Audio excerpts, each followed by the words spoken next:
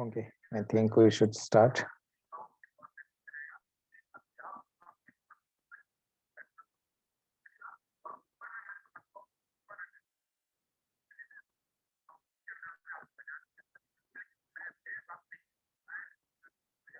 So he crossed the Italian mainland and marched to the north.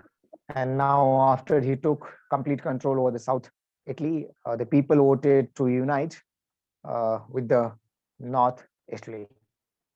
So victory over Austria awoke nationalist feelings, right? म्हणजे Austria बरोबरच्या यांच्या विजयानं तिथल्या लोकांची feeling of nationalist, right? म्हणजे त्यांची राष्ट्रवादाची जी भावना आहे, right, that has channelized and percolated across all the states of central Italy, right? जो सेंट्रल इटलीचा जो प्रांत आहे तिथं ते एक this has been spread over. There had been a plebiscite held in 1860, and according to this, they determined the incorporation of the, say,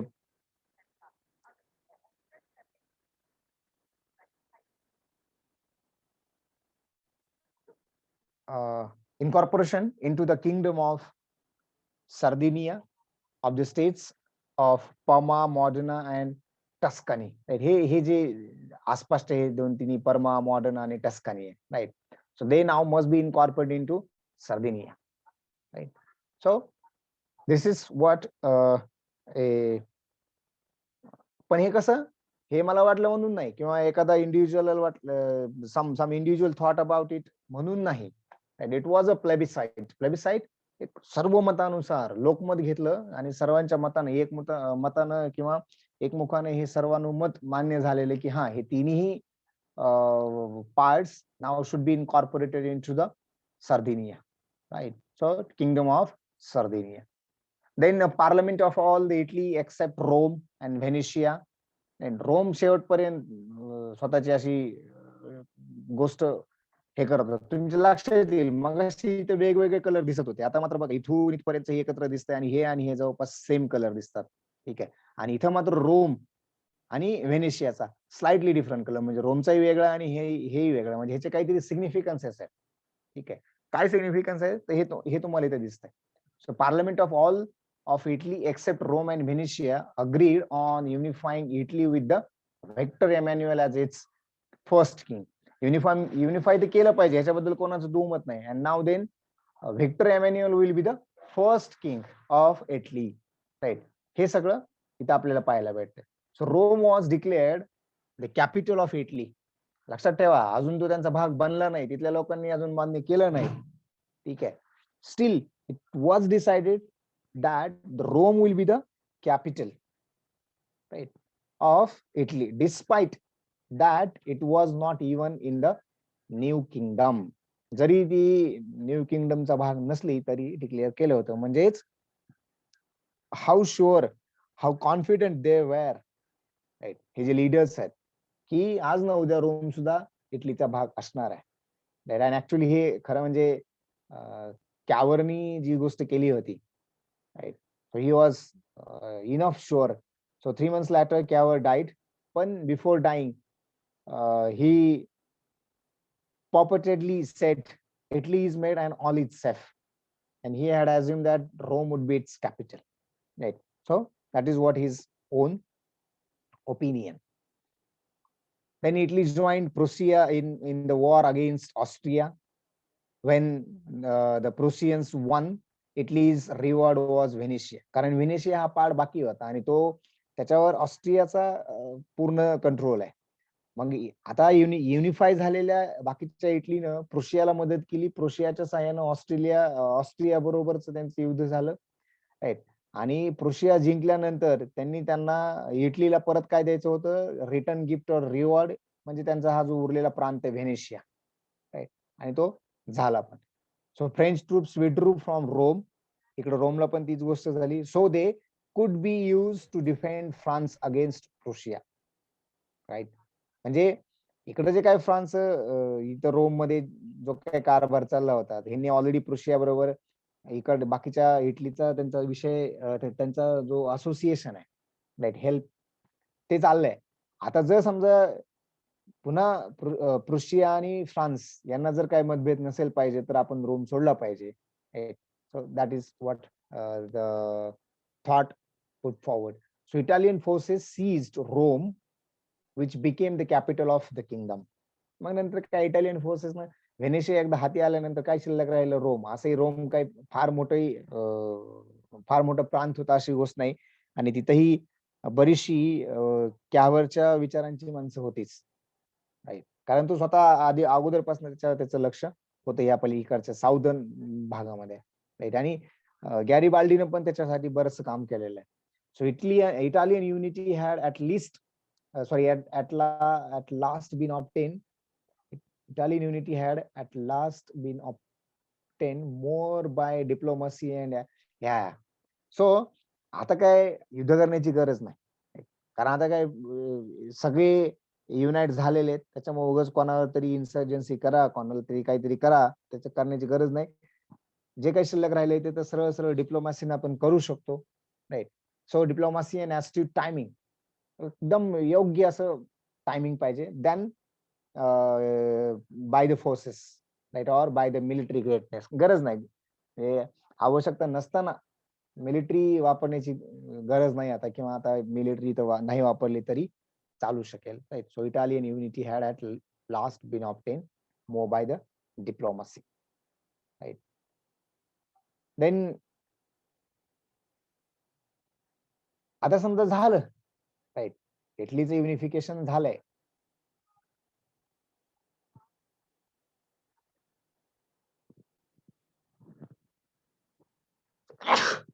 excuse me.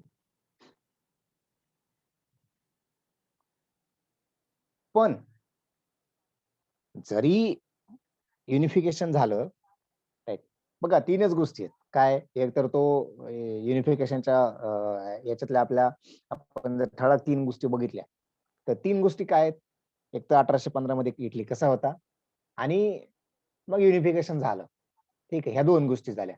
आता मधली एकच गोष्ट होती की हे युनिफिकेशन कसं झालं, तर त्याच्यामध्ये पुन्हा 3 वेगवेगळ्या जर तुम्ही गोष्टी बघितल्या तर सगळ्यात महत्वाची गोष्ट म्हणजे contribution by the different leaders, ठीक आहे. आणि हे सगळे कुठल्या भावनेतून एकत्र आले होते वगैरे, तो त्याचा बेसिस झाला. त्याच्यामध्ये असंच तुम्हाला फार जास्त काही करण्याची गरज नाही किंवा लक्षात ठेवण्याची गरज नाही. तर कोणती गोष्ट होती त्याच्यामध्ये की नॅशनलिझम, राईट. मग नॅशनलिझम जर बघायचं असेल तर नॅशनलिझम काय असू शकतं, तर एक सर्व लोकांची एक भावना आहे की नेशन कम्स फर्स्ट, बरोबर. आणि जर मग नेशन कम्स फर्स्ट असं असेल, नॅशनलिझम जर असेल, तर how do define this particular thing that is the nation, right. म्हणजे डिफायनिंग इट इज इम्पॉर्टंट. मग त्यासाठी वेगवेगळे बॉन्ड्स आहेत, right. So with the help of all these bonds you can always define it clearly, right. आणि मग पुढे जाऊन प्रत्येकाने या लीडर्स पैकी प्रत्येकानं काय केलं आणि मग ऍक्च्युअल मेकॅनिझम, राईट, कोण कसं गेलं, कोणी काय केलं, कोणी कसा बॉम्ब टाकला, कोणी कोणाला पकडून आणलं, कोणी कोणाला मारलं, कोणी कोणाला समजावलं, दिस इज कॉल्ड मेकॅनिझम. मग ते ऑस्ट्रियानं कुठे कब्जा केला, फ्रान्सनं कसं मदत केली, पुन्हा प्रुशियानं ऑस्ट्रियाच्या विरोधात कशी मदत केली, ठीक आहे. टू स्टेट्स ऑफ सिसिलीनं पुढे नॉर्दर्न इटली बरोबर कसं जोडून घेतलं, हे सगळं मेकॅनिझम झालं. आणि at the last unification of Italy हे सुद्धा झालं, रोम ठरल्याप्रमाणे राजधानी बनली, दॅट्स इट, राईट, आपला टॉपिक संपला, बरोबर. So the aim of the unification is achieved, it is completed. पण खरे प्रश्न तेव्हा उभे राहतात. So after unification, the real questions being started, right? And very first question or the first challenge which has to face is the tension between industrial north and agricultural south. Right? आता काय होतं, आपण बघितलं की बाबा सिसिलियाचा जो भाग आहे, right, that is what south, तो जो आहे तो होता ऍग्रिकल्चरल एरिया, ऍग्रिकल्चरल सेक्टर. आणि व्हेनेशियाचा जो भाग आहे तो होता इंडस्ट्रियल रिजन. आता ह्या दोघांच्या मध्ये दुवा जुळवणं म्हणजे इंडस्ट्री आहे तर रॉ मटेरियल लागणारच आहे, बरोबर. आणि रॉ मटेरियल आहे पण मग इंडस्ट्री नाही, ही पण गोष्ट येणारच आहे. So you can consider the tension between these two, आणि ही ऑब्वियस थिंग होती. So industrial north and agriculture south, ह्याच्यातून मार्ग काढला गेला. चॅलेंजेस ऑफ युनिफिकेशन मधलं हे पहिलं चॅलेंज आहे. Second one is different ways of life. आता एवढे सगळे प्रांत एकत्रित केल्यानंतर लगेचच सगळ्यांचं common life, right, the culture of living a life would be the common, हे कसं शक्य आहे, नाही होणार, right. So there will be definitely so many different things. इथं आपली दोघा जणांची मैत्री व्हायला it takes too many days, घरच्यांना समजून घ्यायला it takes too many years, बरोबर आहे की नाही. तर मग हे तर दोन प्रांत आहेत, राईट, कित्येक वर्ष एकमेकांपासून वेगळे राहिलेत. काही ना काही अंशी त्यांच्या भाषा, त्यांच्या लँग्वेज, त्यांच्या कल्चर, त्यांचे आयडियल्स हे वेगवेगळे असणारच आहेत. So obviously naturally there are some difficulties, right, in the life, and therefore there had been different ways of life. जरी एक देश असला तरी डिफरंट वेज ऑफ लाईफ हे होतेच होते. डिफरंट डायलेक्ट्स ऑफ इटालियन आता असणारच, राईट. जसं आपल्याकडं आपल्याला माहिती आहे की दर 100 कोसानंतर आपल्याकडची बोली भाषा बदलते, तसं जगभरामध्ये हे इतर ठिकाणी पॉसिबल आहे. किंवा टोनिंग वेगळं असू शकतं. पश्चिम महाराष्ट्रात तिकडे गेलं की तिकडचं बोलू तो आपण सगळे मराठीच, राईट, पण ऍक्सेंट वेगळे असतील. So you can have different kind of dialects. म्हणजे हे पुढचं युनिफिकेशन मधलं चॅलेंज आहे.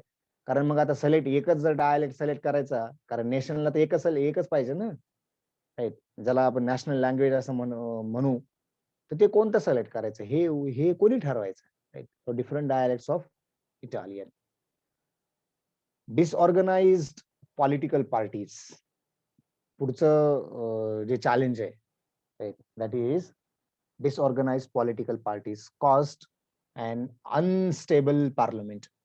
आणि लक्षात ठेवा, पॉलिटिकली अनस्टॅबल असणं हे काय चांगलं लक्षण नाही, right. It is difficult, right. Disorganize असणं ते पण राजकीय दृष्टिकोनातून हे काय कुठल्याही देशाला परवडणारी गोष्ट नसते. So political disorganization is not preferred. So that will definitely cause the unstable government, rather unstable parliament.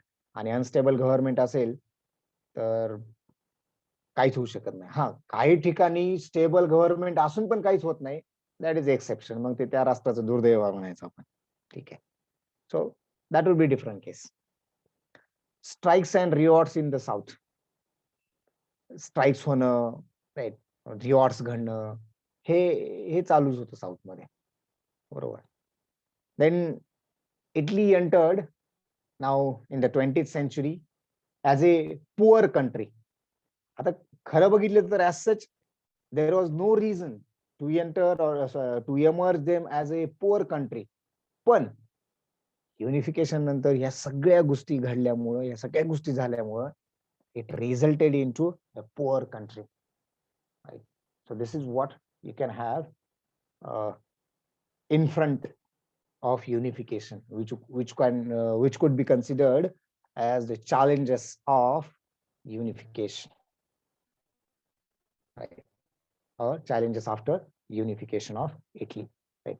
So this is what we can have in the unification of Italy. Likewise, unification of Germany is also there, right? Anyway, if you would like to ask anything about this one, I'm happy to tell you. मग लक्षात ठेवायचं असेल तर काय लक्षात ठेवणार? 3 heroes, right? Mazzini, Garibaldi and Cavour. आणि मग वेगवेगळी असलेली प्रांत आणि पुढे जाऊन एकत्र हो. ठीक आहे. ह्या सगळ्याच्यामध्ये शिकण्यासारखी प्रोसेस म्हणजे काय की नॅशनलिझम असणं आणि नेशन असणं. सो नेशन असायचं म्हणजे ती जी बॉन्डिंग आहे ती कशाच्या बेसिसवर असेल. So that is what you can have in this particular case. Okay, we will stop here. If you have anything to ask, you can. Next session, we will consider another unification.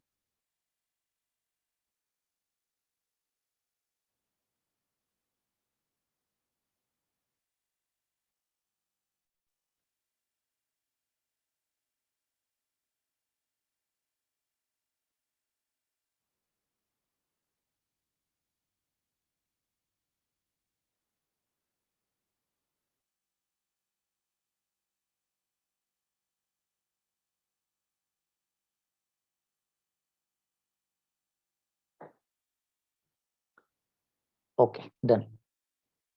So, shall I leave the meeting?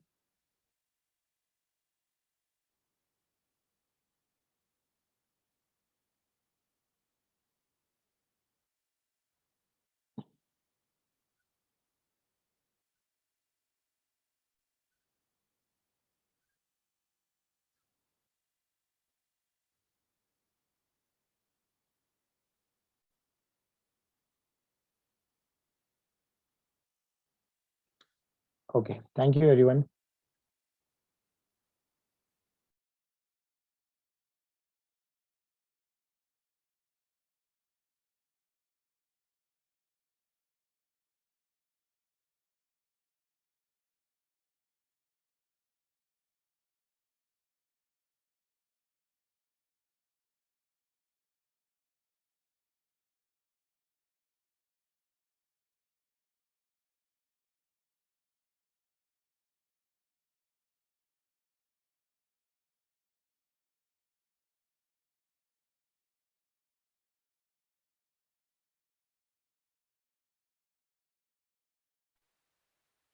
Strength.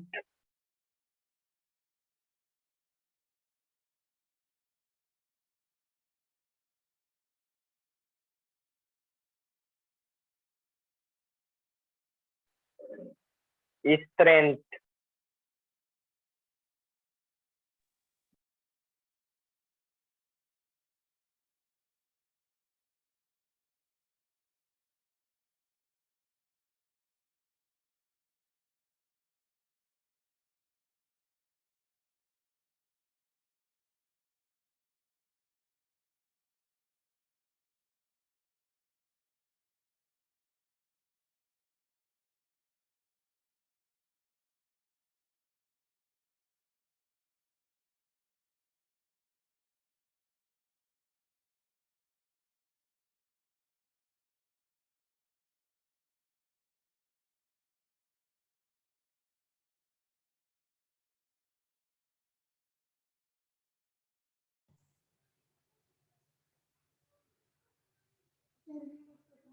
Nah.